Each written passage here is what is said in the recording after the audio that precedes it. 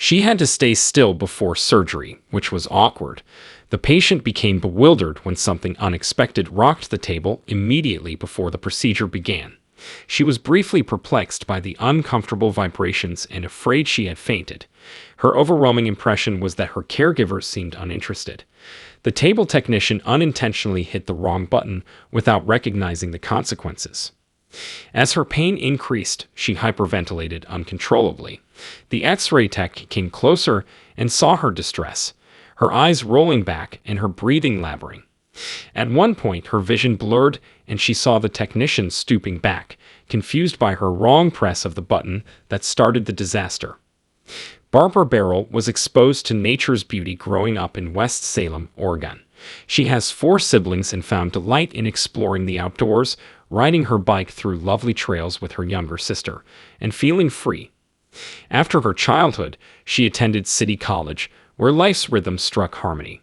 She worked many jobs while slowly gaining independence and a space of her own amid life's ups and downs. When Santa Barbara's horizon beckoned, her journey shifted. Her route crossed someone whose inner instability caused a turbulent bond, which was fateful. She tried to navigate the maze with a counselor, but an abusive marriage haunted her. Her spouse's hazardous turn left her paralyzed with anguish and seriously injured her back. She relied on a neurosurgeon to help her recuperate, hoping for the best. Barbara, 31, sought independence after having a 5-month-old daughter and an 8-year-old son. December 1987 saw the coming surgery and the worry of a myelogram, a diagnostic test to assess spinal injuries. The robotic hum of the table, the dye being pumped into her spinal cord, and the numbing grip around her neck without anesthetic relief made the operating room unsettling. This anxiety left her floating aimlessly in a sea of bewilderment, wondering if the impending swoon would kill her. She lay there detached as the medical chorus executed the procedure with almost carefree rhythm. A technician mistakenly pressed a button, creating a catastrophic situation, which changed the unusual plot.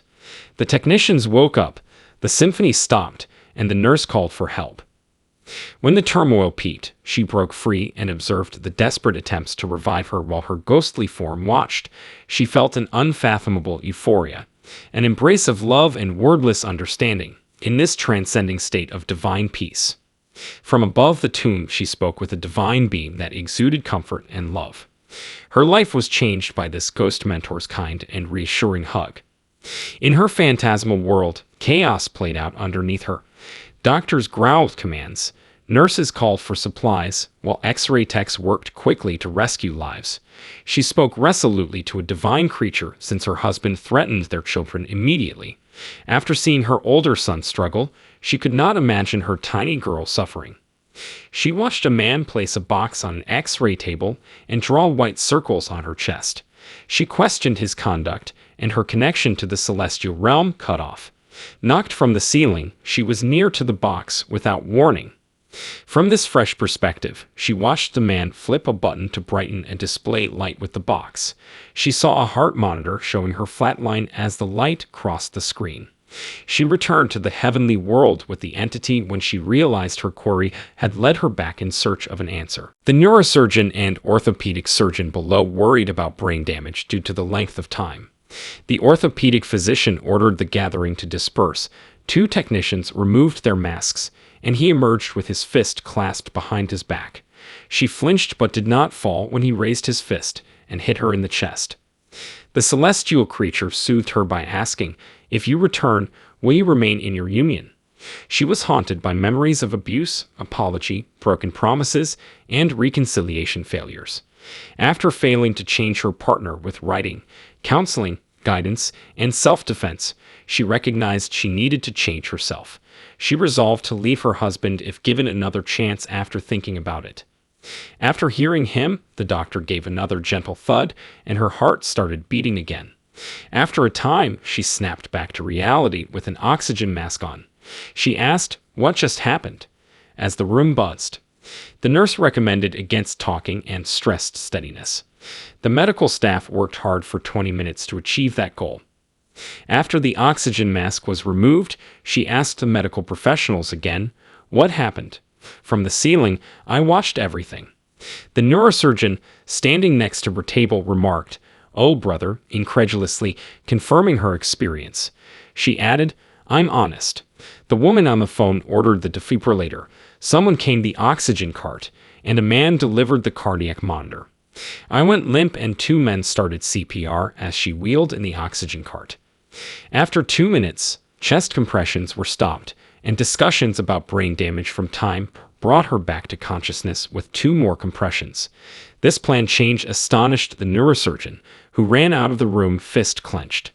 On the other side, the orthopedic surgeon offered comfort, inquisitive about her experience and attempting to understand. She moved to her room to prepare for surgery, but everyone she asked about the myogram events said they didn't know due to missing documents. She had laminectomy discectomy on her L5S1 vertebrae the next day. After surgery, doctors reapproached her in recovery.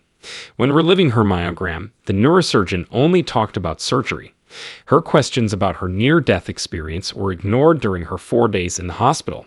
She didn't know where meditation was classed as such till later because she hadn't researched it. She informed her husband about the encounter when he visited her after surgery, but he dismissed it as a hallucination. She struggled to accept this rejection because she had never used drugs or alcohol or hallucinated. She was afraid no one would accept her story, so she held to the occurrence in her memory.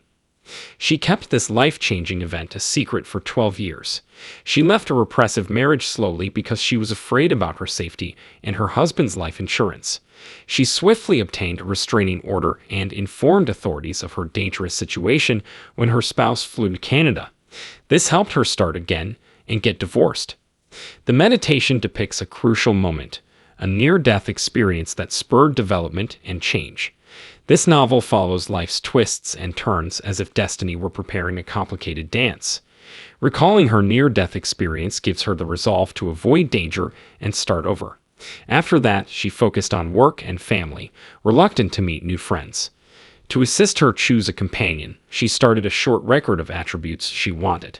Each night, she muttered, "I may not know this soul, but I trust in your knowing, divine, trusting an elusive force." Her son, who was entering puberty, pulled a neighborhood girl into their group. The day was full with teen dreams. A movie theater excursion turned out to be a bad idea. Instead of the girl, she encountered an unexpected man at her doorstep.